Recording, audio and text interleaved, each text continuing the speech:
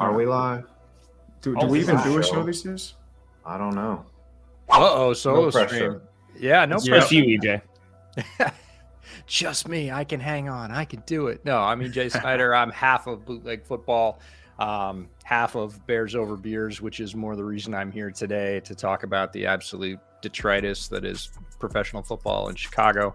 And yeah, I know all three of these jokers from other random and various, let's just call them adventures. There you go.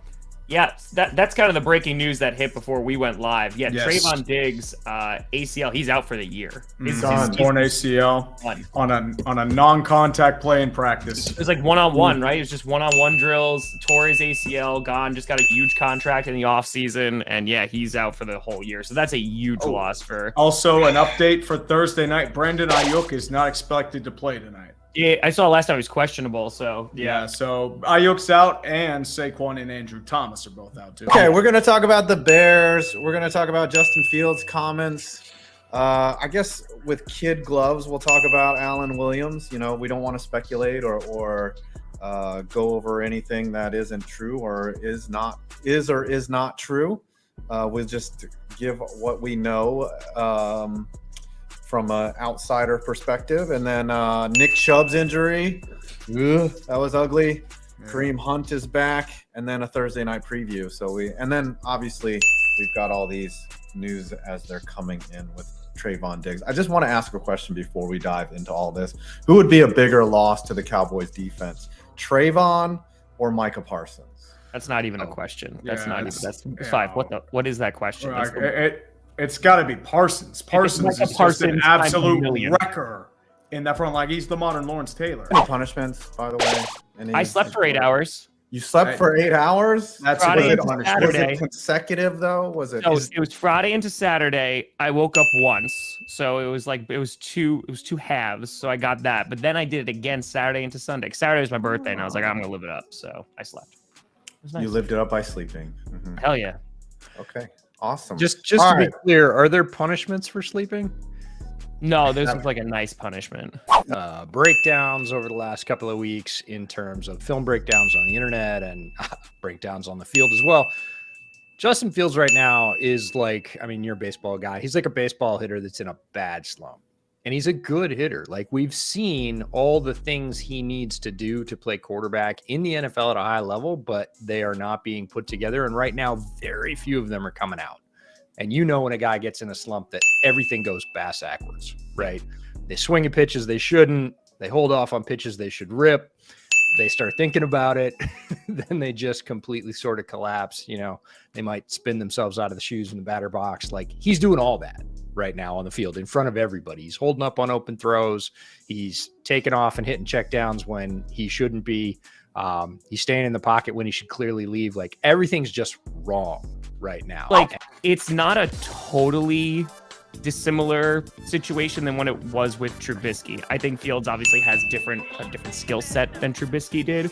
But Trubisky, the best he was when he had a great ground game, they had a great defense, and they were allowing him to be mobile, right? He was able to get out of the pocket a little bit. That's when they went to the wild card round, double doink, but they at least went to the postseason. And now, like, what you have here, like, when they hired Eberflus, I think the general consensus was like, oh, okay. Like, there wasn't like a lot of excitement. It was like, all right, that's cool. It's this guy. And He wasn't problem, that negative. Yeah, you threw him to the Wolves, and that offensive line has not been good. I know Tevin Jenkins has been injured and stuff, but like the O-line is not good. And it's a mix of, it's kind of tough to even see if he's good or bad. Because like you said, like, there's some points where it's like, yeah, he can play. Of course, he ran the football a lot when they actually let him run last year. But the play calls have been atrocious. The O-line is not good. The run game is basically non-existent. And Fields is also struggling. Oh, and you also don't have a defense. So it's basically like you got DJ Moore, who is this amazing receiver in the clip that's like making rounds right now, is that you have Devin White going, hey, they ain't using you like they should. And it's week 2. He's played 2 games with the Chicago Bears. And you have Devin White going, man, like, you're not being utilized properly. Like, there is trouble in Chicago. And I think it's, again, the problem is you can't even pin it on Justin Fields. I was very surprised. If anybody followed my pre-draft coverage, I was hot and heavy for the Bears to get a center. It was a very good center class. There were 6 or 7 good centers all the way down the board.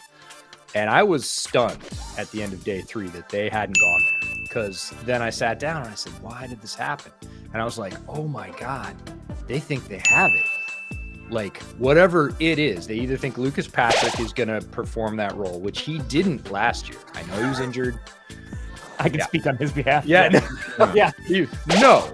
And I thought, well, then maybe they're going to move Whitehair back. And Whitehair had his struggles there as well. And he had a lot of struggles last year at guard. And was like, okay, maybe he'll have his renaissance, right? Maybe he'll come. But they think that's it. They think they've got it sewed up. Issues here. And I know they don't sound like, they're not excuses. Like, obviously, Fields has to step up and make the right reads and execute. Obviously, like, for me as a football fan, like, I think execution will always supersede bad play call.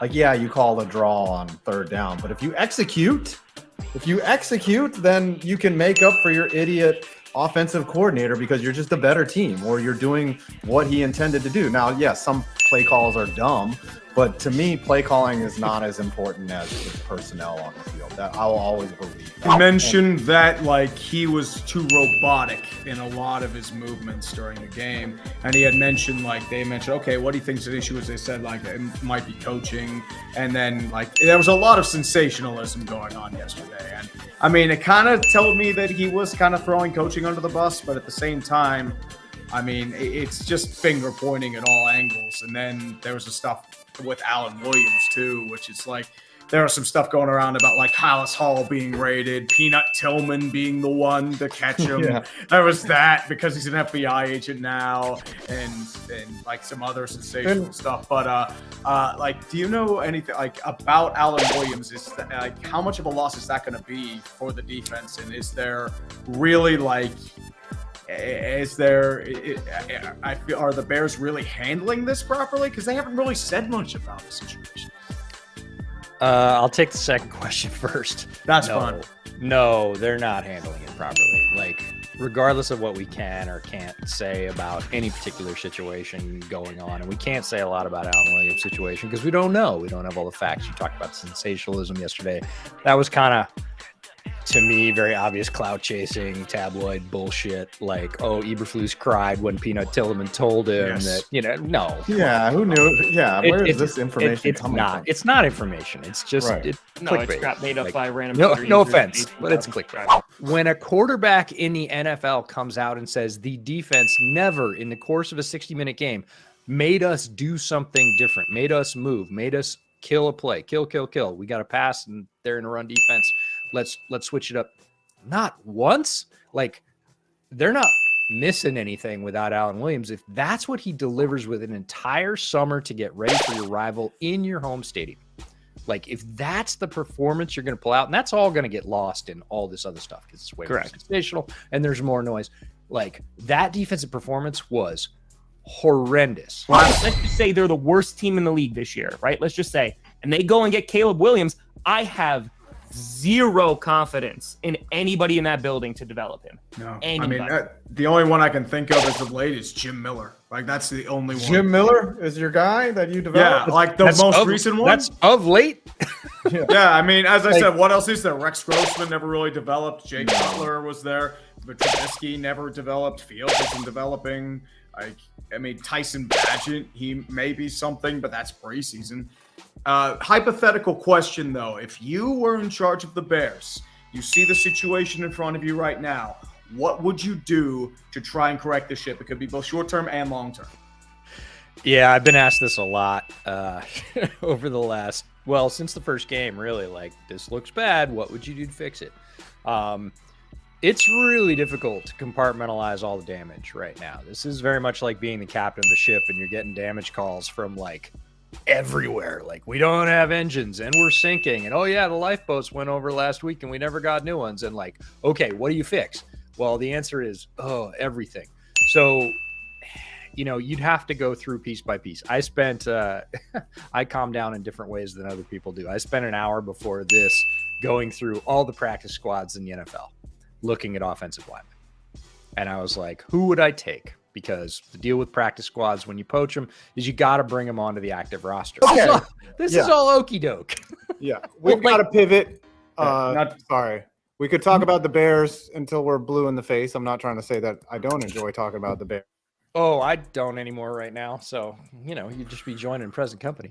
Real quick, EJ. So, like, you mentioned Chase Claypool because I think everyone and their mother was like, "What is this guy doing?" Like, even like first-time football watchers was like, "That guy's not doing anything. Like, he's not trying." He did But, the like, same stuff in Pittsburgh. That's all I'm it's gonna the say. thing that you mentioned, though, right? It's that accountability as like a squad, and you're just like, "Hey, like, if you are not going to play, like, if you're not going to put forth like the best that you have, then you're not going to play on this team. Like, you're not going to get play time."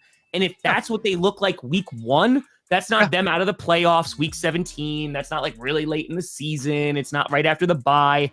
That is the first game. And you come out like that speaks to me of like, it's more than a quarterback issue. It's more than an offensive line issue. It's a When the league is actively negating like top hits, like they're going to aim for the legs. That's unfortunately, that's just how things react. I mean, you're going to have to try and take the player down no matter what you do. And Minka's goal was unfortunately to try and take the player down. I don't think he wanted to have him injured. I don't think it was like a deliberately dirty play. But at the same time, it's just one of those unfortunate results that nobody can really do anything about. Yeah, the Cowboys have depth. You know, they do have Gilmore, but it's like, like Trayvon was a starter, an all-pro, or at least at that level. And he makes a lot of turnover. Like he creates turnovers for that defense, and they need them. They need those picks. And it's obviously going to weaken it. And if he's gone for the whole year, that's the only thing. Yeah, that is, I wouldn't say optimistic, but they're going to learn how to adapt without him. Hold on. Sometimes I just no. Yeah. Giants gonna be watching the clock tonight. 20, 19, 18, 17, 16, 15, 4. How many points will the Giants lose to the 49ers? 4. I messed up the rhymes. I'm sorry. I slept too long. This is what happens when I get 8 hours of sleep. Get loopy. You tried, though. You tried. I tried. Yeah. I appreciate the effort. Okay. All right. I made $151.88. 126.33. I did not win. Yes. I made 25.36. Thank you, everyone. So, Tom, you're punished again. I was hoping Tree would get punished. Maybe next week when we have the full panel. I think Tree should have to wear a Deshaun Watson jersey in public. In Pittsburgh. Like go to a Walmart and have to wear a Deshaun Watson jersey and film everyone's reaction. Oh boy. Might want to veto that one, Tree. Might want to. Come on. Me in public is not a good sight. Yeah, Let's not do exactly. that. That's why I would pay. Can I contribute to that punishment? Don't do it. Oh, geez. Someone end this. What?